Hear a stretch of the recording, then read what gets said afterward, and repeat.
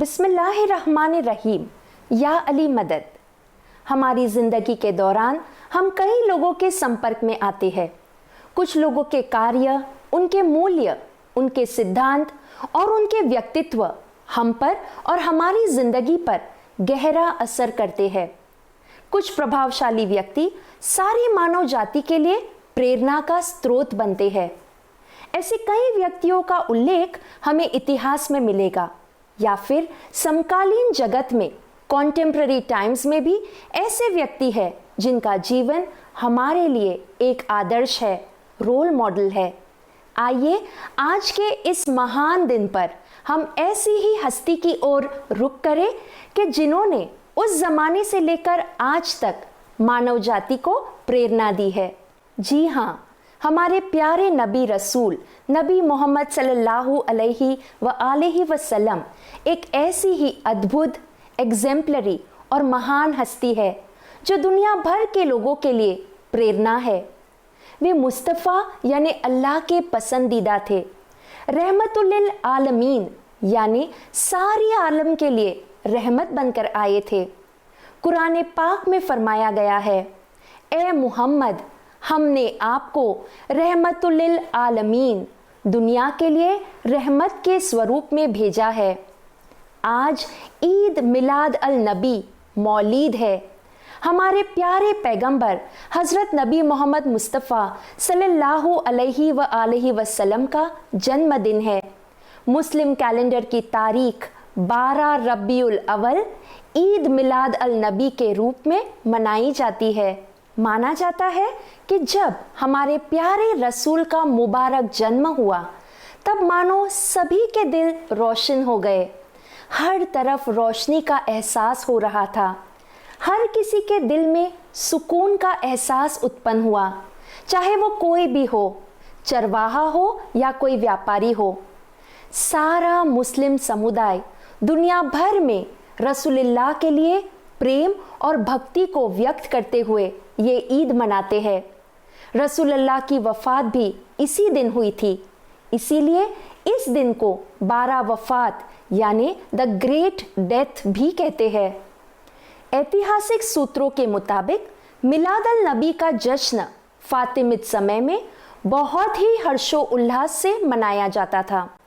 ईद के इस मौके पर विद्वान यानी स्कॉलर्स रसूलुल्लाह की ज़िंदगी पर व्याख्या यानी टॉक्स देते थे।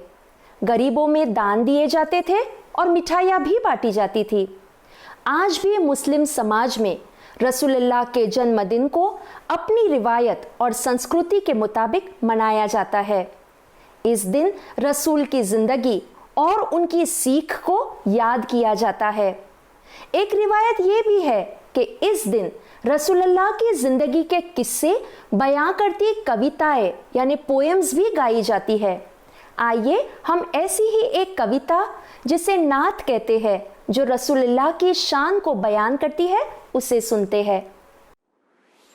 सहर का वक्त था, मासूम कलियां मुस्कुराती थी, हवाएं खैर मकदम के तराने गुनगुनाती थी।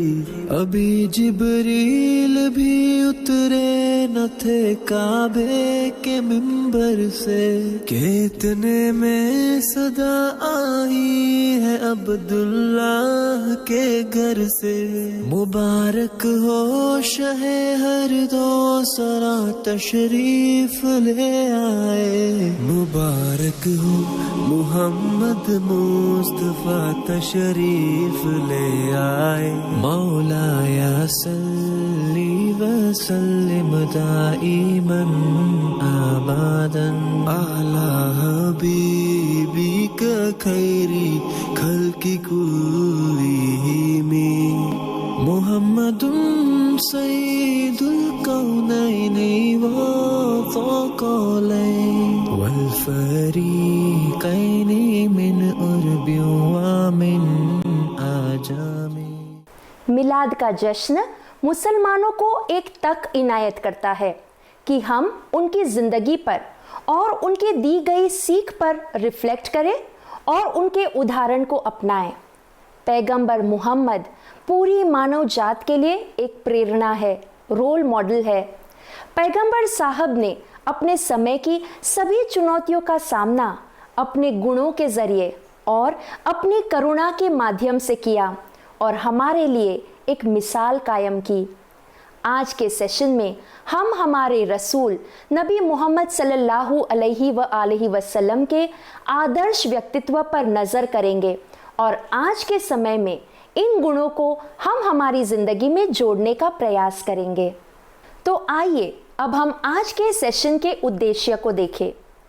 पहले उद्देश्य में हम कुरान, हदीत और अलग अलग तफसीरकारों द्वारा रसूलुल्लाह के व्यक्तित्व को एक आदर्श मिसाल, रोल मॉडल के स्वरूप में जानने का प्रयास करेंगे। दूसरे उद्देश्य में हम रसूलुल्लाह की ज़िंदगी की कुछ घटनाओं को यानी लाइफ इवेंट्स को याद करेंगे जो उनके विविध गुणों को दर्शाती है और फिर उनके ज़रिए हमारी ज़िंदगी के साथ कनेक्शंस बनाने का प्रयास करेंगे।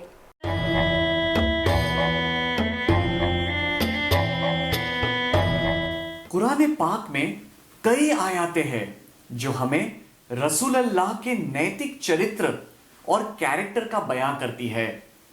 ऐसी ही एक आयत है सूरत अल कलम की।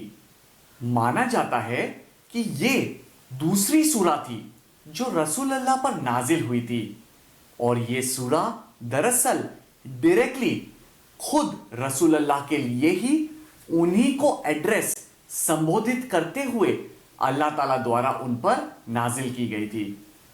और बेशक तुम्हारे अखलाक बड़े आला दर्जे के हैं। यहां बयां है कि रसूलुल्लाह के अखलाक और उनका नैतिक दर्जा बहुत ही बड़ा है। तफसीरकारों का मानना है कुरान पाक में से जो सभी नैतिक मूल्यों का जिक्र किया गया है वो रसूल सल्लम के चरित्र में, उनके कैरेक्टर में पाया जाता है। रसूलुल्लाह की एक हदीस में फरमाया यह गया है कि उन्हें इसीलिए भेजा गया था ताकि वे नोबल ट्रेट्स ऑफ कैरेक्टर यानी महान और सज्जन चरित्र के सहज गुणों को मुकम्मल कर पाए। 8वीं सदी के तफसीरकार हजरत जैद इब्न अली जो इमाम मोहम्मद अल बाकिर अलैहिस्सलाम के भाई थे, वे इस आयत को समझाते हुए लिखते हैं कि आप सल्लम का चरित्र कुरान पाक और इस्लाम मजहब इन दोनों को बखूबी बयां करता है।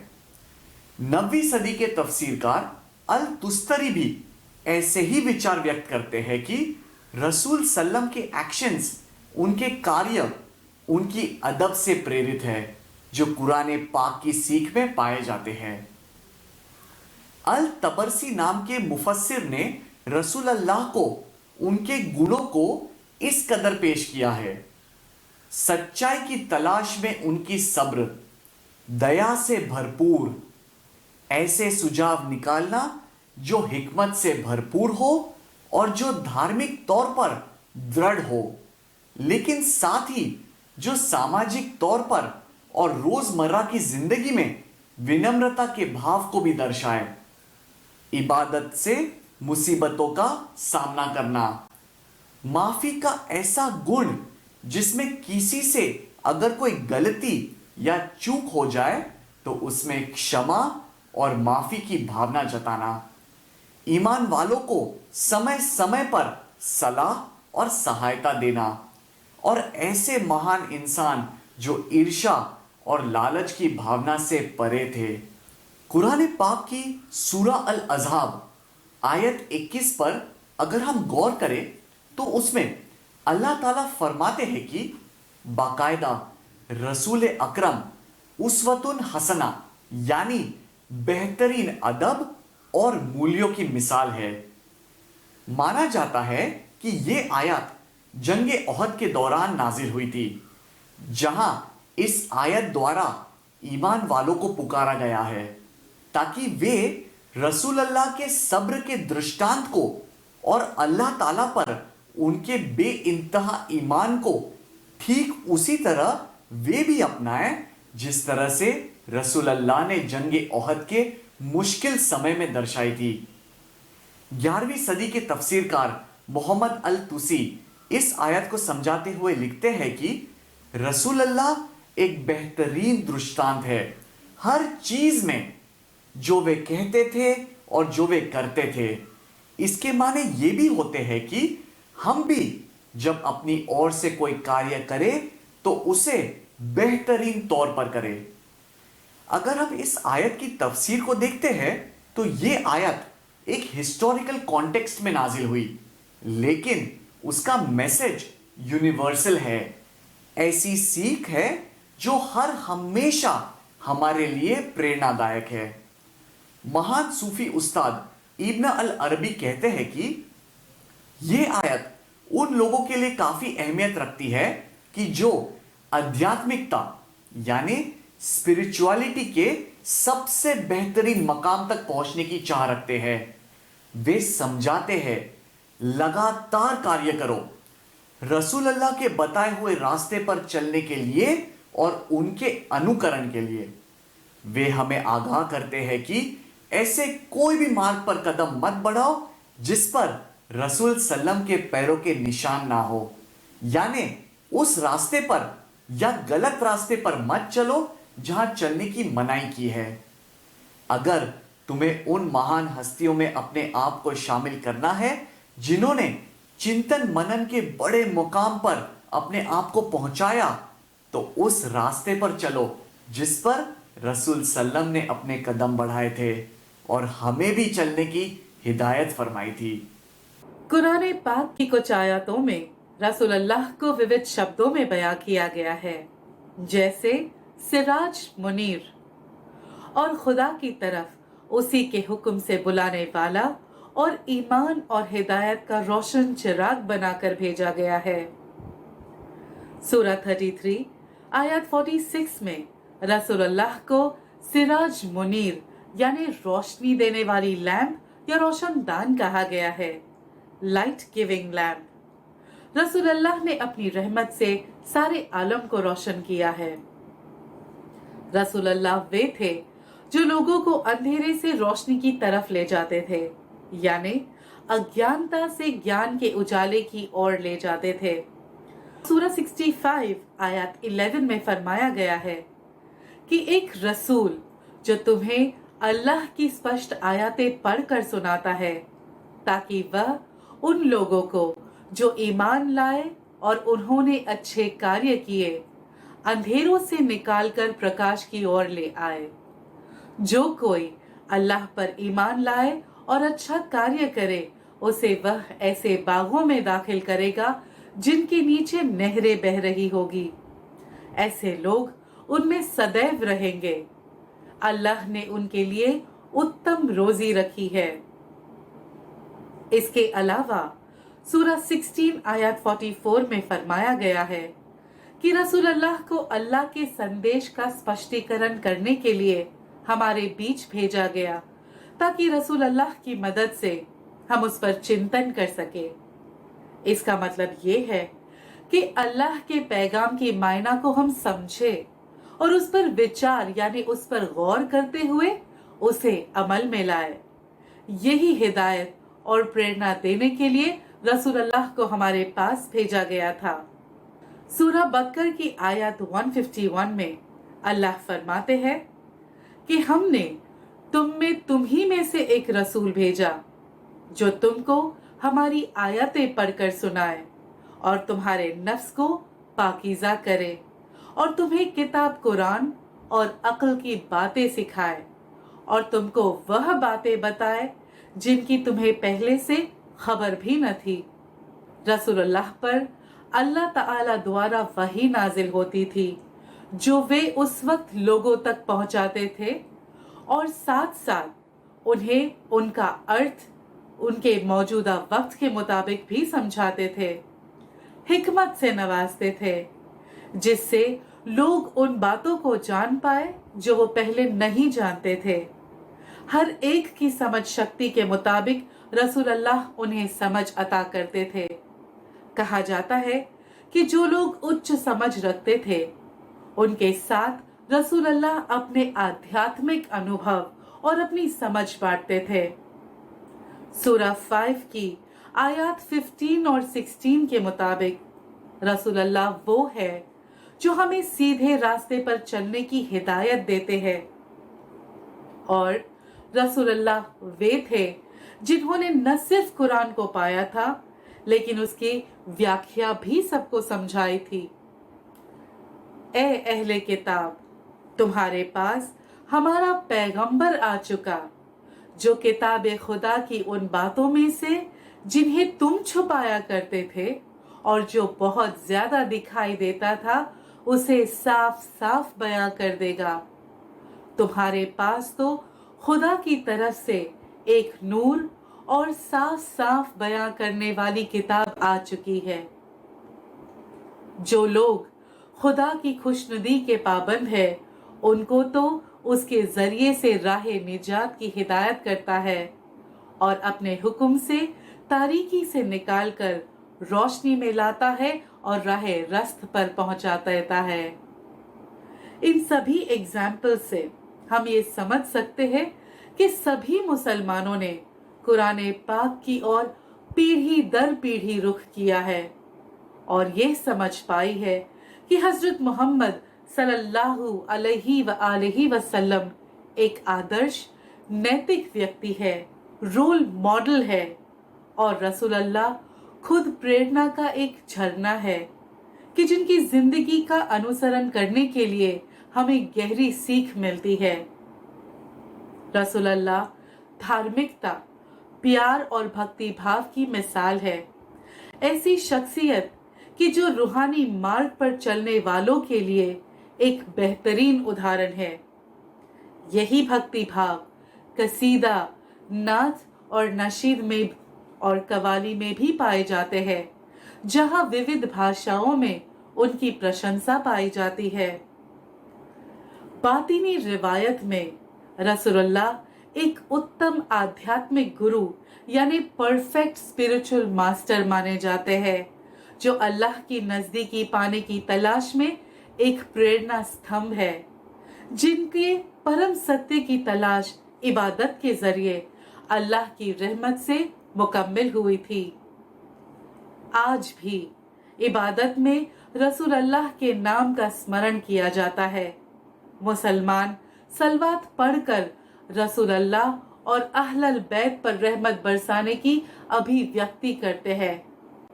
सलवात को तस्लिया या दुरूद भी कहते हैं, जो सलात, नमाज और दुआ, जिक्र, तस्बीह का भी हिस्सा है। अल्लाहुम्मा सल्ली अला मुहम्मद व आलि मुहम्मद। ओ अल्लाह, तेरी रहमत रसूल और उसकी आल पर बरसा। कहा जाता है कि जब सूरह 33 आयत 56 नाजिल हुई तब रसूलुल्लाह को असहाबियों ने सवाल किया कि वे किस तरह से सलवात पढ़े।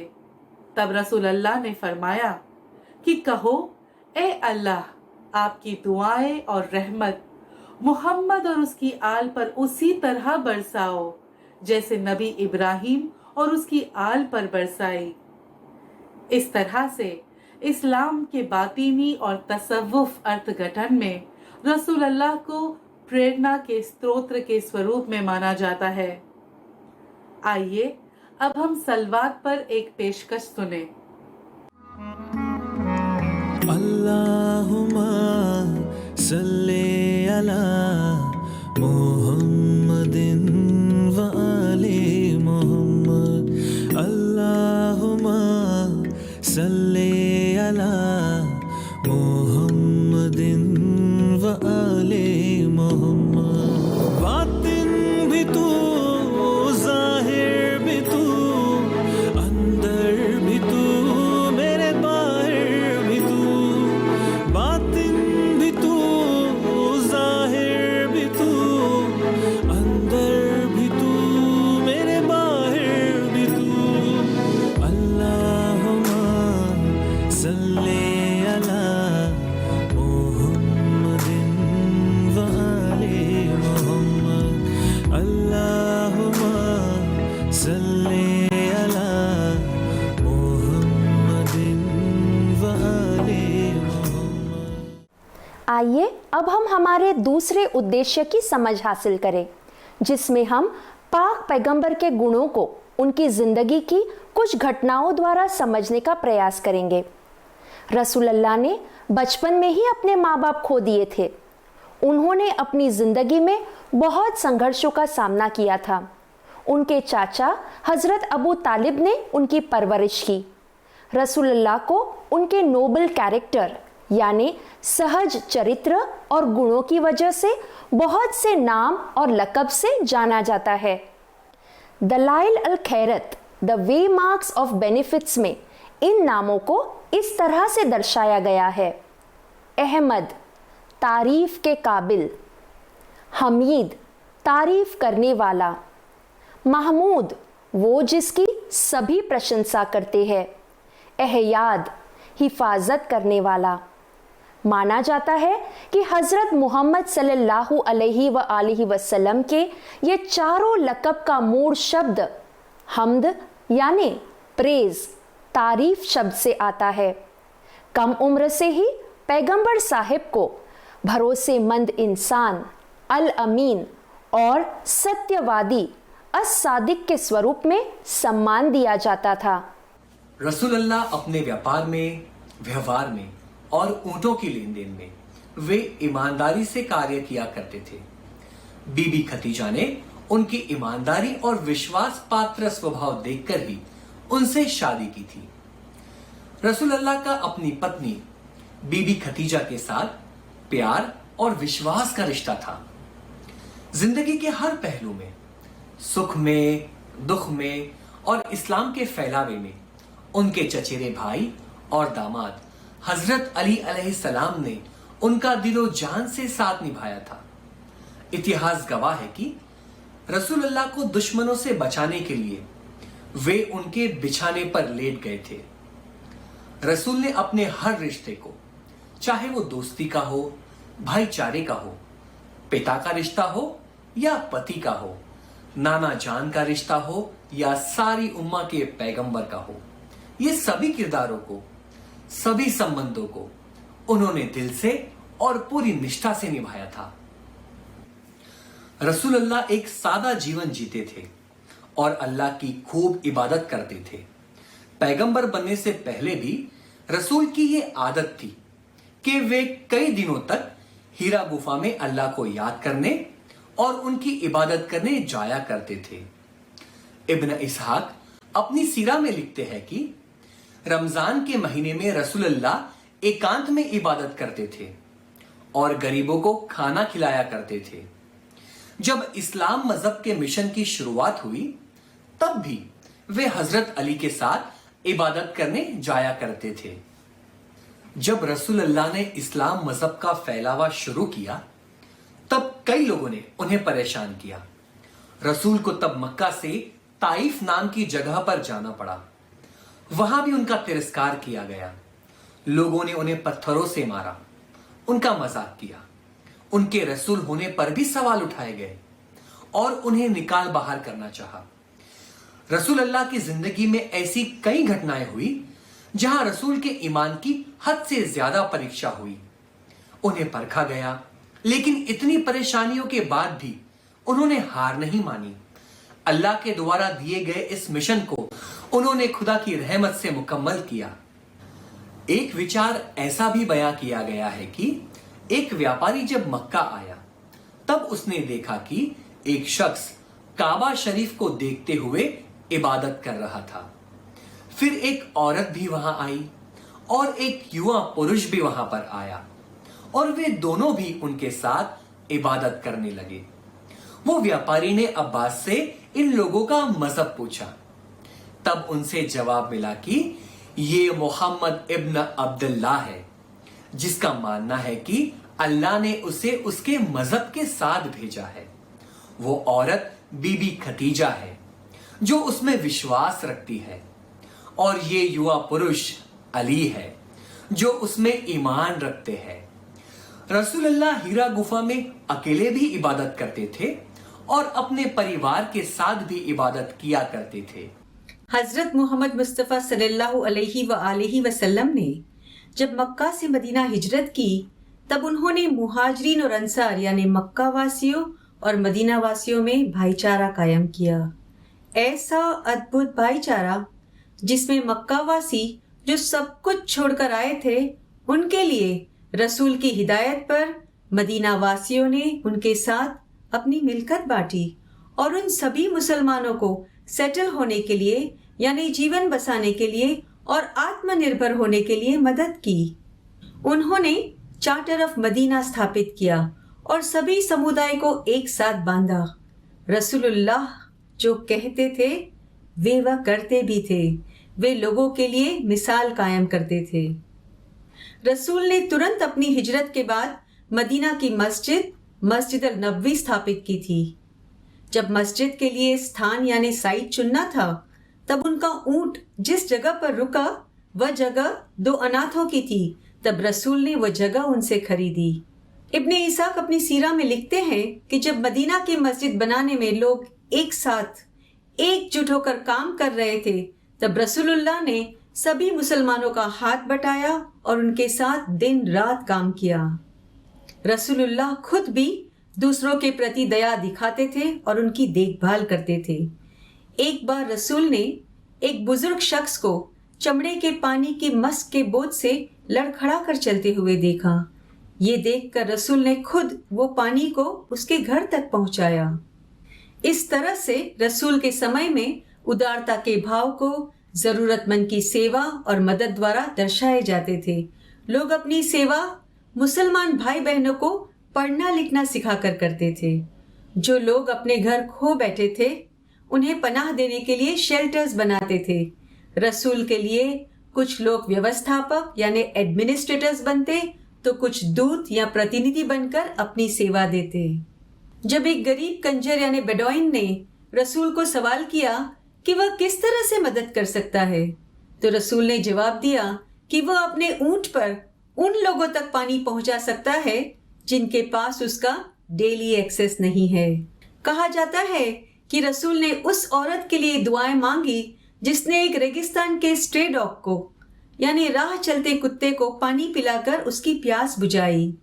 ये सारे किस्से हमें उस समय के उदाहरण बयां करते हैं कि जिसकी वजह से मुस्लिम समुदाय का निर्माण मुमकिन हो पाया।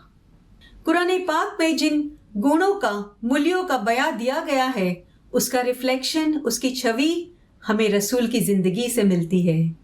जब लोगों को कोई मुश्किल होती, वे रसूल के पास सलाह मशवरा करने आते थे। रसूलुल्लाह अपनी हिकमत, बुद्धिमत्ता और समझदारी से सारे मामलों का हल निकालते थे।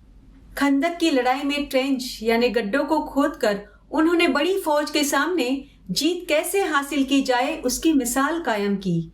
कहा जाता है कि यह गड्ढों का सुझाव उन्हें सलमान फारस ने दिया था। इसका मतलब यह है कि रसूल खुले मन से हर एक की बात सुनकर अपनाते भी थे।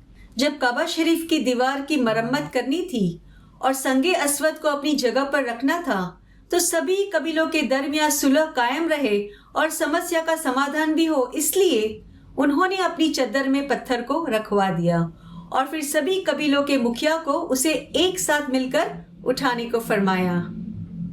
एक बड़ी लड़ाई होने से रुक गई। सबको एक समान मौका मिला क्योंकि रसूल ने अपनी समझदारी से इस समस्या को सुलझाया। पाक पैगंबर की जिंदगी नेक और नैतिक सिद्धांतों के साथ जीने की आला मिसाल है। रसूल सल्लम के आमाल, अल्फाज और कार्यों ने मुसलमानों को 1400 सालों से भी ज्यादा राह दिखाई है। आइए अब हम हमारे प्यारे रसूल हजरत मोहम्मद मुस्तफ़ा सल्लल्लाहु अलैहि वसल्लम की प्रशंसा में एक पेशकश देखें। अल्लाहुम्मा सल्ली अला मुस्तफा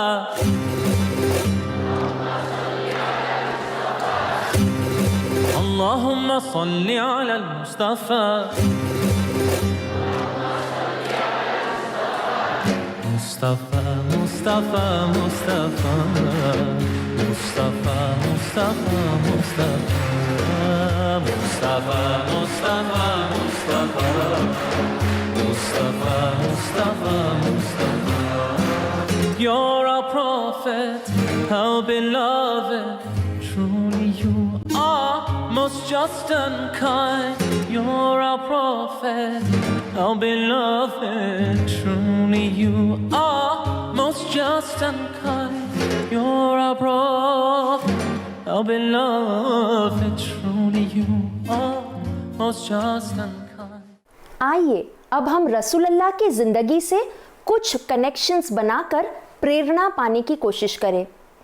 हमारे जहन में अब ये सवाल होगा कि रसूलुल्लाह का समय अलग था, आज का समय काफी अलग है। क्या फिर भी रसूलुल्लाह के इन मूल्यों से हम अपनी जिंदगी में प्रेरणा पा सकते हैं? यकीनन रसूल सल्लम की जिंदगी से हमें काफी सबक सीखकर उन्हें अपनी जिंदगी में अपना सकते हैं। आप सल्लम ने हमें भाई भाई का प्रेम, दोस्तों पर विश्वास, संघर्षों में अल्लाह पर ईमान और इबादत, निरंतर प्रयास और मजहबी मूल्यों के साथ जिंदगी जीने का उदाहरण दिया है। रसूलुल्लाह की जिंदगी हमारे लिए एक परफेक्ट एग्जाम्पल है कि हमें दीन और दुनिया दोनों को कैसे बैलेंस करना है। जब हम सब कुछ हासिल कर ले तब भी नम्रता, ह्यूमिलिटी हमारे दिलों में कायम रहे, उसकी मिसाल नबी साहिब ने कायम की। रसूल सल्लम ने अपने समय की चुनौतियों का सामना हिम्मत और हिकमत से किया। उन्होंने इबादत से हिम्मत पाई। जब भी उन्हें हिम्मत और शक्ति की ज़रूरत थी तब उन्होंने अल्लाह से मदद मांगी। क्या हम भी अल्लाह को मुसीबत में अपना मददगार नहीं पाते? यकीनन जब कोई भी मुश्किल दौर से हम गुजर रहे हो, हम इबादत से और हमारे मज़हब से हिम्मत पा सकते हैं। बीबी खदीजा के साथ उनका रिश्ता प्यार और विश्वास का मजबूत रिश्ता था। क्या हम भी हमारे आपसी रिश्ते में ये गहराई, समझदारी, सूझबूझ और बातचीत के द्वारा नहीं ला सकते?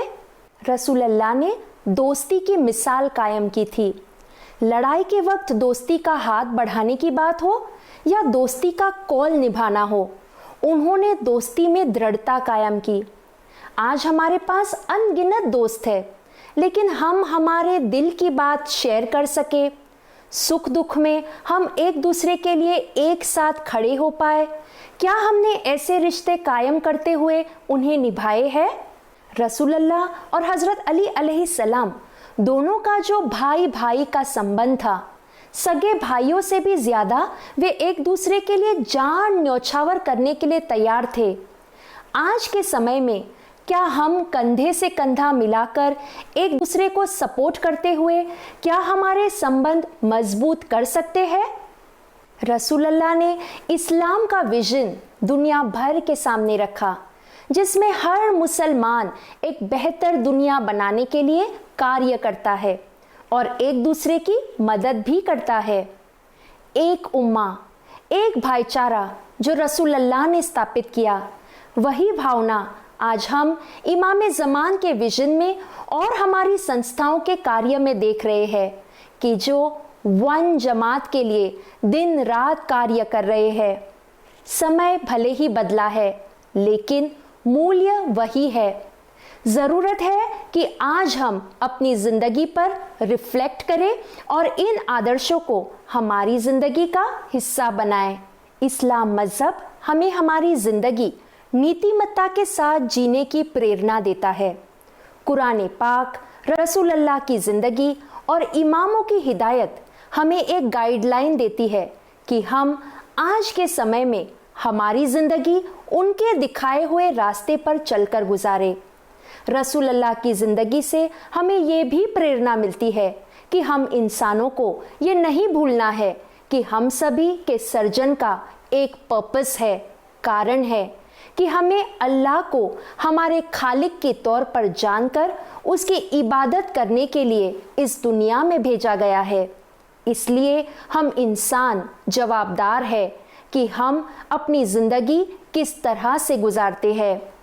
रसूलुल्लाह ने हमें एक नैतिक ज़िंदगी जीने की प्रेरणा दी और हमारे लिए ये मिसाल कायम की कि नेक आमाल, नैतिकता और अल्लाह में विश्वास ये वो चीज़ें हैं जो हमें खुदा के करीब ले आएगी।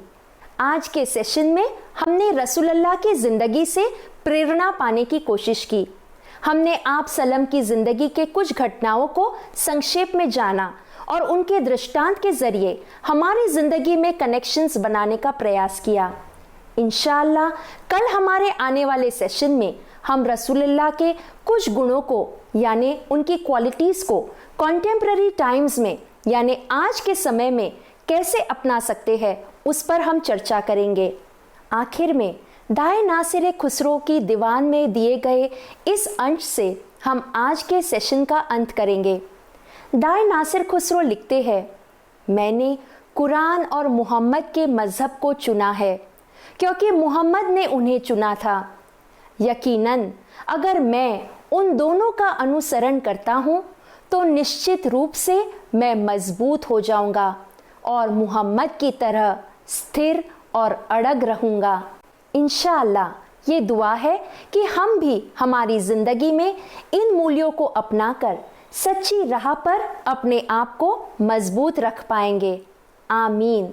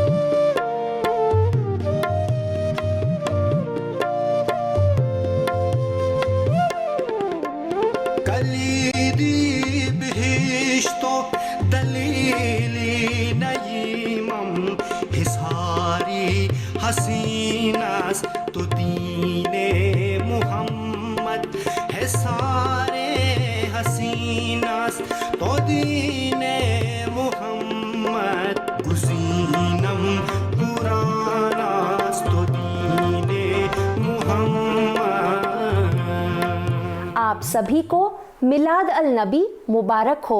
या अली मदद।